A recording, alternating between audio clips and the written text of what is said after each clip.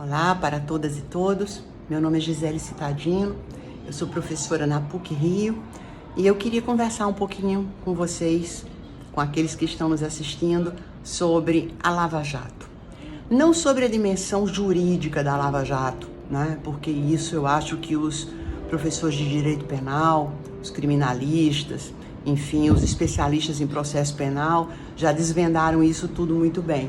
Mas eu gostaria de falar com vocês sobre a dimensão política da Lava Jato e por que, em alguma medida, a Lava Jato foi uma operação que tem uma espécie de relação de verossimilhança política com a cultura do nosso país, né? Com a cultura política do nosso país. O que é que eu estou querendo dizer com isso? Eu estou querendo dizer com isso o seguinte: aqui no Brasil, a gente tem uma tradição política daquilo que na teoria política a gente chama de revoluções pelo alto. Revoluções pelo alto é um conceito aparentemente paradoxal, né? Porque a gente sabe que a ideia mesma de revolução é algo que se processa na base de uma sociedade, que mobiliza o conjunto de uma sociedade. Portanto, a base, aquilo que está embaixo, né? Quando a gente usa a expressão revoluções pelo alto, é um paradoxo, por quê? Porque significa uma mudança, né? Daí a ideia de revolução, mas uma mudança que se processa pelo alto e não por baixo. Uma mudança que se processa através do controle político da nossa, digamos, elite de plantão. Ao longo da nossa história, nós tivemos várias elites, né? Então, essa expressão elite de plantão é para se referir exatamente à elite que governava o país ao tempo da independência, por exemplo, e que faz essa mudança do Brasil colônia para o Brasil livre, né? Para o Brasil descolado da metrópole, através de um processo revolucionário, não deixa de ser, porque ao final de contas, né, a gente faz uma mudança política extremamente significativa, mas essa mudança política é uma mudança política que se processa através de um acordo entre as elites dominantes no país na época. Não vem ao caso, né, detalhar, mas era uma parte, né, da nossa elite imperial, claro, que fica aqui no país, aliada a uma elite civil e a chamada elite portuguesa que vivia aqui no país. Essa foi completamente alijada desse processo. Se a gente olha para o processo da República, é mais ou menos a mesma coisa, né?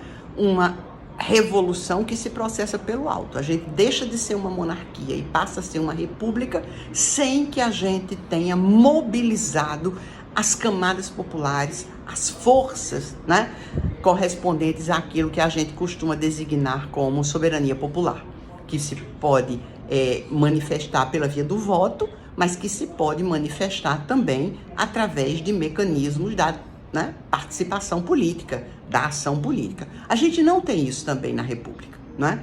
E se a gente for olhar vários outros períodos da história brasileira, como, por exemplo, o momento em que o Brasil toma a decisão política de deixar de ser uma economia agrária, exportadora, e passa a ser uma economia industrial, isso também, né? A decisão pela industrialização do Brasil, por abandonar o país agrário e se dedicar a um país industrializado, é uma decisão das elites do país, né? Não há participação popular nesse processo.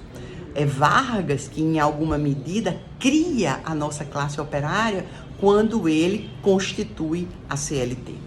A ditadura militar não é diferente, né? A ditadura militar também é uma forma de mudar radicalmente a cara do país, né? A gente lembra que no início da ditadura militar nós tínhamos 70% da população vivendo no campo e 30% vivendo na cidade.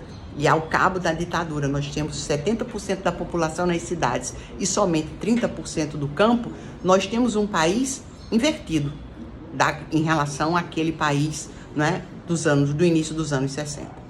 Então eu estou pincelando algumas mudanças muito significativas na história do país para mostrar para vocês como esse conceito de revolução pelo alto, ele bem se aplica à nossa trajetória política, porque em alguma medida ele se adequa à nossa cultura política. Nós, né, aceitamos de alguma forma, nós aceitamos porque aceitamos, ou aceitamos porque aceitamos convicta, somos convencidos disso, ou aceitamos porque não temos outra alternativa senão aceitar, como no caso das ditaduras. Elas impõem uma mudança, né, e sustentam essa mudança com base na violência. Então, não há o que fazer.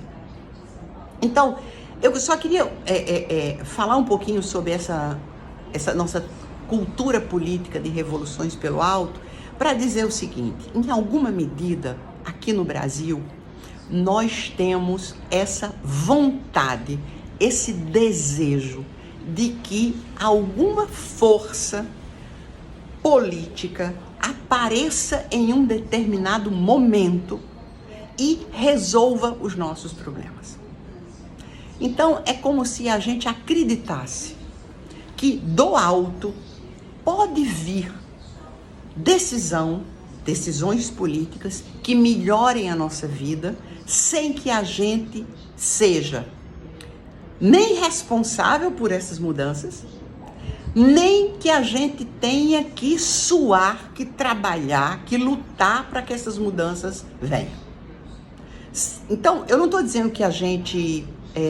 eu não estou aqui dizendo que a gente não tem capacidade de lutar, não é isso. Eu estou aqui dizendo que a nossa cultura de violência política, de revoluções pelo alto, em alguma medida nos leva a desejar figuras que venham nos dar um momento de vida melhor, nos venham resolver os nossos problemas.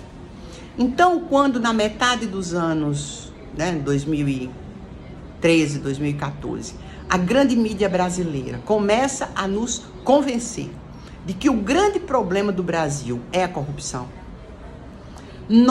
e quando o sistema de justiça, magistratura e Ministério Público, né, a força-tarefa da Lava Jato e o juiz da 13ª Vara Federal de Curitiba, quando eles se unem, né, e formam aquela imagem, né, se vocês lembram bem daquela imagem deles todos reunidos, a rapaziada da força-tarefa, eles parecem cena do filme Os Intocáveis, os mais velhos devem lembrar, né? Aqueles policiais bacanas que lutam contra Al Capone, que lutam contra a corrupção, né, nos Estados Unidos. Então, a força-tarefa, ela se vende como uma força republicana, comprometida com os interesses públicos, e o juiz Sérgio Moro será o homem que nos dará de presente a solução para o grande mal que efetivamente nos assola, que é o problema da corrupção. Então, não foi difícil para a grande mídia, para o parlamento, para a nossa elite política, nos convencer de que a Lava Jato, pelo alto, poderia resolver um dos problemas mais graves da história do nosso país, que é o problema da corrupção, né? Aí seria uma outra conversa, por que a corrupção é endêmica no Brasil, nossa trajetória patrimonialista, a questão da escravidão, o fato de que fomos colônia, né, de um outro país que nunca veio para cá para se instalar, nós nunca fomos uma colônia de assentamento, nós sempre fomos uma colônia de exploração, eles vinham para cá apenas para levar nossas riquezas, nunca tiveram compromisso com o Brasil como uma nação, como um país, e nem mesmo nós tivemos depois da independência. Mas enfim, isso é outra discussão. O que eu quero ressaltar é que a Operação Lava Jato, ela se adequa a essa cultura política, que é uma cultura política que aguarda, que espera que forças extraordinariamente poderosas e boas, pelo alto, venham resolver os nossos problemas. Por quê? Porque nós não somos capazes de resolver os nossos problemas, porque alguém que está acima de nós tem uma capacidade melhor de resolvê-los, porque nós nunca fomos habituados à luta política, porque a violência política sempre nos paralisou. Então, há um conjunto de razões que podem explicar esse desejo, né? Esse desejo de que pelo alto as questões se resolvam. E a última coisa que eu gostaria de lembrar a vocês em relação à Operação Lava Jato é o resultado da Operação Lava Jato. O resultado da Operação Lava Jato foi o desmonte de uma grande rede de corrupção no país? Certamente que não, né? Se a gente sabe os propósitos da Força Tarefa de levantar 2 bilhões e 500 milhões para uma grande fundação que o Ministério Público iria administrar, inclusive administrando esses recursos, para espalhar pelo país afora uma grande luta pela corrupção, a gente vê que eles também estão fortemente demarcados pela corrupção. E quando eu digo eles também, não é também no sentido de que somos todos corruptos, é também no sentido de que a corrupção que foram capazes de identificar na Petrobras é a mesma corrupção que eles continuariam a levar adiante no âmbito dessa fundação, ou que eles levaram adiante no âmbito da própria Lava Jato, a mesma corrupção dos anões do orçamento, para quem é um pouco mais velho, a mesma corrupção do Centrão, né? Então, o problema é que todas as vezes em que a gente confiar demasiadamente em forças políticas que são superiores a nós e que virão resolver nossos problemas, nós só fazemos reforçar uma cultura de servidão. Uma espécie de servidão a qual a gente se submete porque nós, no fundo, temos uma enorme dificuldade de nos confrontar com a nossa própria força política. É preciso que a gente olhe para a gente mesmo não como destinatários de políticas de bem-estar que vão nos dar pelo alto, pelo Estado. É fundamental que a gente se veja como autor dessa política de bem-estar. Somos nós que vamos dar a nós mesmos aquilo que a gente precisa, deseja e quer. Bolsonaro é um resultado da Lava Jato, um dos mais claros resultados da Lava Jato. Bolsonaro, o mito, né? O que é um mito? O mito é um ser que está além de nós.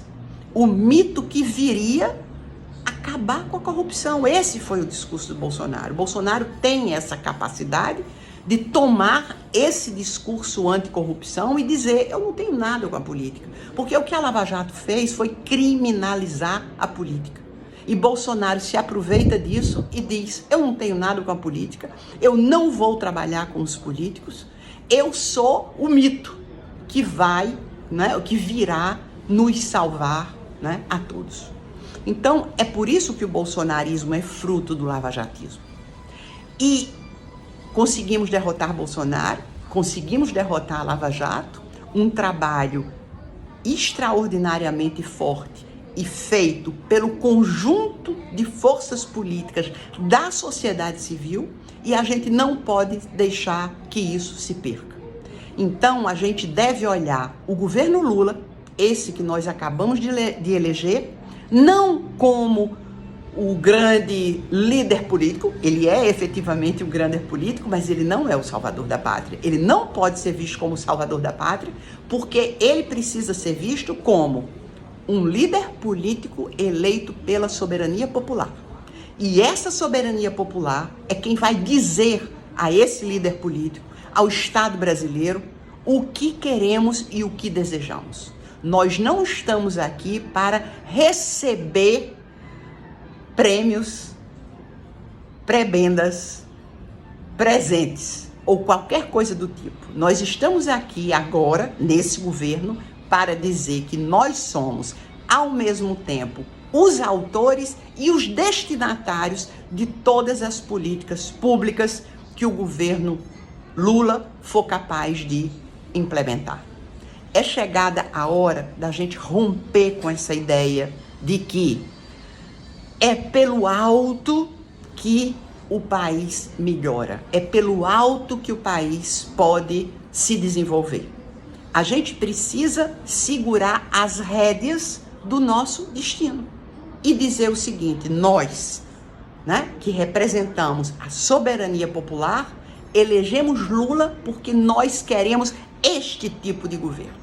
E não vamos, né, não vamos transigir e não vamos negociar e nunca mais queremos abrir espaço para que algum líder político aqui apareça como uma espécie de grande salvador da pátria. De mitos, de caçadores de marajás e de coisas do gênero, nós estamos absolutamente fartos.